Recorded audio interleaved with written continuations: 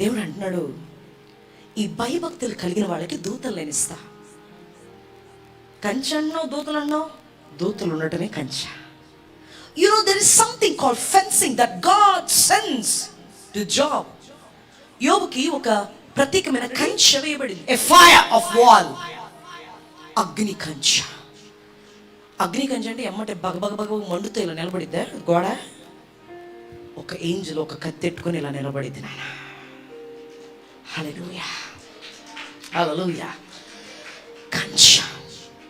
కానీ ఆ కంచె ఎవరికి వచ్చిందంటే ఈ దూతలు, ఈ కంచె అనే దూతలు ఎవరికి వస్తారంటే యెహోవా యందు భయభక్తులు గలవాళ్ళు చేసే ప్రధాన కార్యము ఆయన వాక్యాన్ని పట్టుకొని ఉంటాం. అందుకే మీరు చూస్తే నా లైన్స్ సెకండ్ షర్ట్ ఉండలేనే. ఎంతమంది తెలిసి పాట by the grace of God. ప్రత్యేకంగా ఈ రోజు ఉండలేనయ్యే పాట 4 లక్షలు వెళ్ళింది.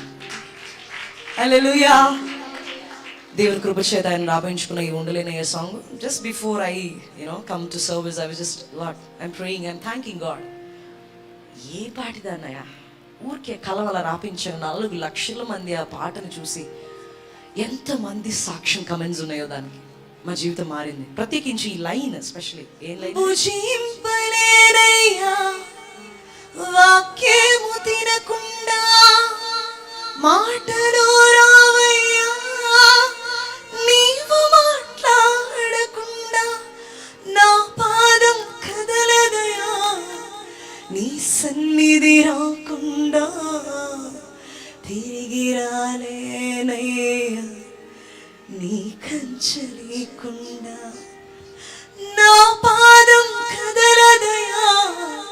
అందరు కూడా, నీ సన్నిధి రాకుండా తిరిగి రాలేనయ్యా, నీ కంచె లేకుండా. యేసయ్యా యేసయ్యా, అందరు గొంతుకులు, యేసయ్యా యేసయ్యా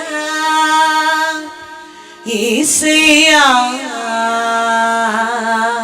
యేసయ్యా యేసయ్యా యేసయ్యా. వాహ్, ఆయన కంచె లేకుండా రాలేడు.